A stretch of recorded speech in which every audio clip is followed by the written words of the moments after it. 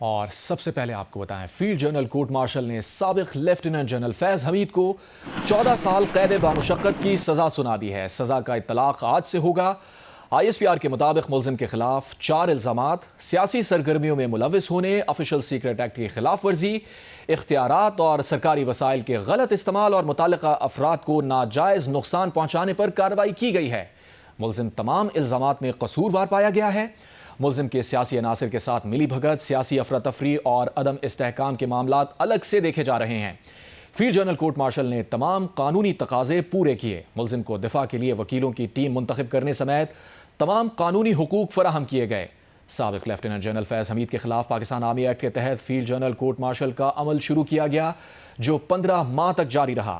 ISPR کے مطابق فیض حمید کو 12 اگست کو فوجی تحویل میں لیا گیا۔ 12 اگست 2024 کو آرمی ایکٹ کے تحت فیلڈ جنرل کورٹ مارشل کی کارروائی شروع کی گئی۔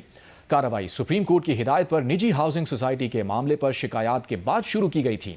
29 نومبر 2022 کو لیفٹیننٹ جنرل فیض حمید نے قبل از وقت ریٹائرمنٹ لے لی تھی۔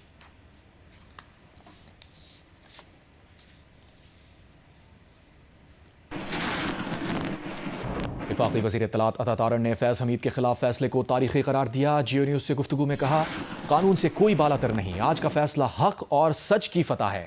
آج ریڈ لائن کراس کرنے والے شخص کو سزا ہوئی۔ فیض حمید تمام الزامات کے مرتکب پائے گئے۔ فیض حمید کے سیاسی معاملات کی مزید تحقیقات ہوں گی۔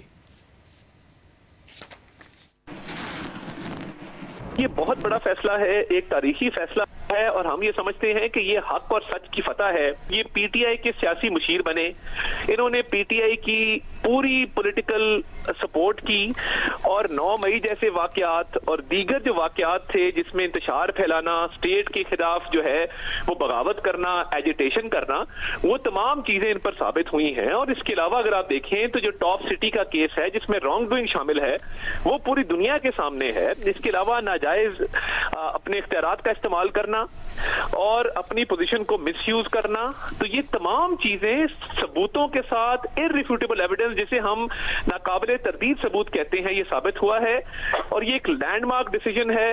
اور میں سمجھتا ہوں کہ اس سے رول آف لا اور ملک کے اندر ایک جو اکاؤنٹیبلٹی کا میکنزم ہے اس کو بڑی تقویت ملی ہے، اور فوج نے جو ایک انٹرنل میکنزم ہے اس کے تحت جو ڈیو پروسیس آف لا کیا، ایک فیئر ٹرائل ہوا، ان کو بھرپور موقع دیا گیا کہ یہ اپنے آپ کو ڈیفینڈ کریں اور اپنے دفاع میں جو ہے وہ ثبوت اور گواہان پیش کریں۔ اور یہ تمام چیزیں جو ثابت ہوئی ہیں، پولیٹیکل انوالومنٹ کی مزید بھی انویسٹیگیشن ہو رہی ہے اور وہ جاری رہے گی، کہ ایک بڑا فیئر اور جسٹ فیصلہ آیا ہے۔ سینیٹر فیصل وارا کا کہنا ہے کہ فیض حمید کو 14 سال قید ابتدا ہے۔ 9 مئی کے کیسز باقی ہیں۔ فیض حمید کے ساتھ جو سیاسی جماعت اور اس کے بانی 9 مئی کے واقعات میں ملوث تھے، ان کا فیصلہ لکھا نظر آ رہا ہے۔ جیو نیوز سے گفتگو میں فیصل وارا نے کہا، بانی PTI کو سہولت دینے والا کوئی نہیں بچے گا۔ 9 مئی کا کیس رکا نہیں ہے، اپنے آدمی کا ٹرائل نہیں چھوڑا تو باقی کوئی کیسے بچے گا؟ انصاف کی کرسی پر بیٹھ کر سہولت کاری کرنے والوں کا بھی احتساب ہوگا۔ اپنے ادارے سے احتساب شروع کرنے کا credit chief of defence forces field marshal کو جاتا ہے۔ یہ ابتدا ہے، ابھی 9 مئی کے کیسز باقی ہیں، کہ ابھی 9 مئی رہتا ہے۔ ایسے سارے ایشوز جس میں انہوں نے تباہی مچائی، فیض حمید نے ملک کو نقصان پہنچایا، ریاست کو نقصان پہنچایا، سیاست کو نقصان پہنچایا، جمہوریت کو نقصان پہنچایا، عدلیہ کو نقصان پہنچایا، مجھے آپ جیسے لوگوں کو تباہ و برباد کیا، میڈیا کو رول آؤٹ کرنے کی کوشش کی۔ تو اب جو بانی اور جو پولیٹیکل پارٹی اس کے ساتھ انوالو کی، اسپیشلی 9 مئی، وہ اس کا اپنی احتساب کا عمل جاری ہے۔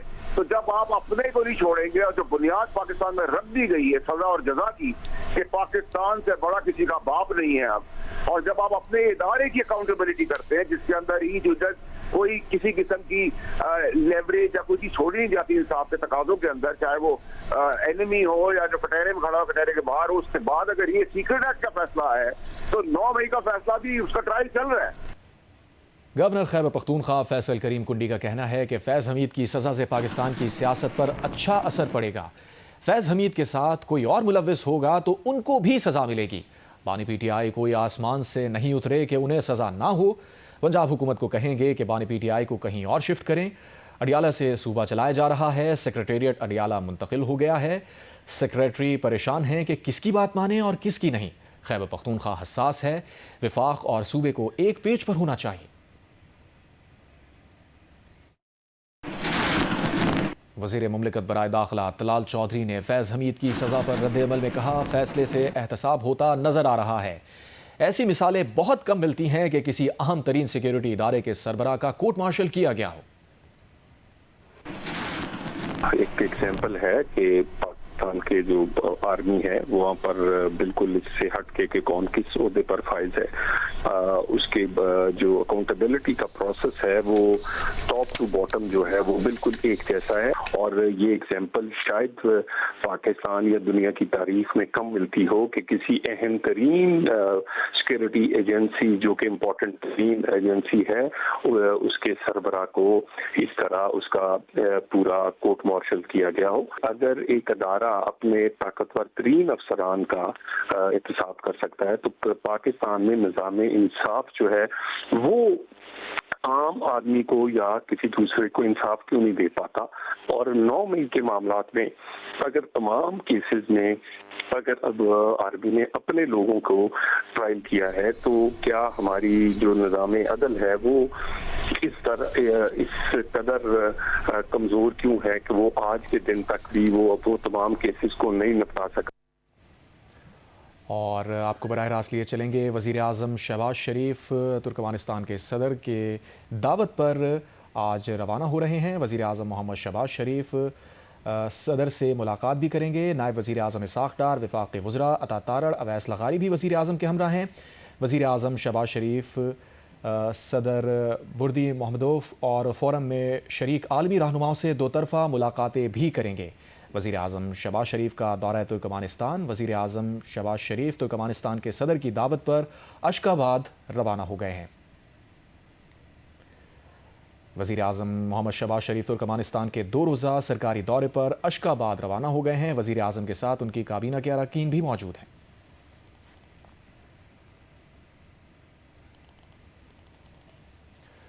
وزیر اعلیٰ خیبر پختونخوا سہیل آفریدی سرکاری پروٹوکول میں بانی پی ٹی آئی سے ملاقات کے لیے اڈیالہ جیل پہنچ گئے ہیں۔ پولیس نے وزیر اعلیٰ سہیل آفریدی کے قافلے کو دہگل ناکے پر روک دیا ہے۔ صورتحال کیا ہے جانیں گے نمائندہ جیو نیوز شبیر ڈار سے۔ شبیر بتائیے گا، ایک بار پھر انہیں روک دیا گیا ہے آج؟ جی ہاں، وزیر اعلیٰ خیبر پختونخوا سہیل آفریدی اب سے تھوڑی دیر پہلے اڈیالہ جیل پہنچے ہیں۔ آج بانی پی ٹی آئی سے ملاقات کے لیے وہ 10ویں مرتبہ اڈیالہ جیل آئے ہیں۔ تاہم پولیس نے وزیر اعلیٰ کے پی سہیل آفریدی کے قافلے کو اڈیالہ جیل کے قریب داگل ناکے پر روکا ہے۔ یہاں پر سہیل آفریدی کی پولیس حکام سے بات چیت بھی ہوئی۔ انہوں نے کہا کہ راستہ کیوں روکا گیا ہے، ہم ملاقات کے لیے آتے ہیں، ہم کوئی قانون نہیں توڑتے، یہاں آرام سے بیٹھتے ہیں۔ تاہم ان کو ملاقات کے حوالے سے کوئی بات نہیں بتائی گئی۔ اب وزیر اعلیٰ کے پی اپنے دیگر کابینہ ارکان کے ہمراہ داگل ناکے پر موجود ہے۔ اب دیکھنا یہ کہ کب تک وہ رکتے ہیں یہاں اور کیا ملاقات ان کو دی جاتی ہے نہیں دی جاتی ہے۔ امکان تو نہیں ہے ملاقات کا، تاہم وہ ابھی یہاں پر بیٹھے ہیں۔ بہت شکریہ شبیر ڈار، آپ نے اپڈیٹ کیا۔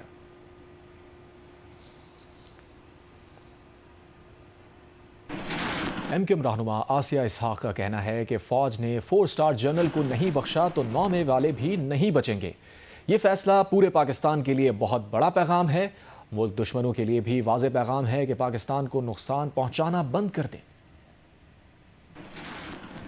یہ اس بات کا واضح ثبوت ہے کہ جب فوج نے اپنی پوری 75 سال کی تاریخ کے اندر جو ہے وہ ایک مثال قائم کر دی ہے کہ 4 اسٹار جنرل کو انہوں نے 14 سال قید کی سزا، قید بمشقت کی سزا سنا دی ہے، اور آن ویریس اکاؤنٹ۔ اور ابھی جو آئی ایس پی آر کا میں کمیونیکے دیکھ رہی تھی اس کے اندر واضح لکھا ہوا ہے کہ ایک اور بھی کیس جو ہے وہ ان کے اوپر مزید چل رہا ہے جو کہ ان کی پولیٹیکل انوالومنٹ کے اوپر ہے۔ تو میرا خیال ہے یہ بہت بڑا ایک میسج ہے پورے پاکستان کے لیے کہ جب فوج نے اپنے 4 اسٹار ڈی جی آئی کو نہیں بخشا ہے اور ان کو جو ہے وہ اپنی عہد کی خلاف ورزی پر، پاکستان کو نقصان پہنچانے پر جب ان کو سزا ہوئی ہے، تو پھر یہ ساروں کو پیغام ہے کہ جنہوں نے 9 مئی کیا ہے، جنہوں نے ہمارے شہداء کی جو ہے وہ توہین کی ہے، جنہوں نے ان کے مجسمے کو توڑا، جنہوں نے جو ہے وہ خفیہ اداروں کے آفیسز کے اوپر لوکیشن شیئر کر کے حملہ کیا، پھر ان میں سے بھی کوئی بھی نہیں بخشے گا۔ اور میں اپنی پارٹی کی جانب سے اور پاکستان کے عوام کی جانب سے افواج پاکستان کو اس بات کے لیے مبارکباد پیش کرتی ہوں۔ وزیر اعلیٰ پنجاب مریم نواز کا مرکزی بازاروں میں روڈ کے درمیان خوبصورت گرین بیلٹ بنانے کا حکم۔ شہروں کی بیوٹیفیکیشن سے متعلق اجلاس میں کہا کہ کھلے مین ہول، گندگی، کوڑے کے ڈھیر، ٹوٹی ہوئی گرین بیلٹ اور خراب پینٹ پر کارروائی ہوگی۔ تمام تجاوزات نظر آنے پر اسسٹنٹ کمشنر کو کارروائی کا سامنا کرنا پڑے گا۔ کوئی ایک بازار نہیں، شہر کے ہر کونے کو صاف ستھرا نظر آنا چاہیے۔ اجلاس میں بریفنگ میں وزیر اعلیٰ پنجاب کو بتایا گیا کہ بیوٹیفیکیشن پلان فیز کی تکمیل کے لیے فروری سے مئی تک کا ہدف مقرر کیا گیا ہے۔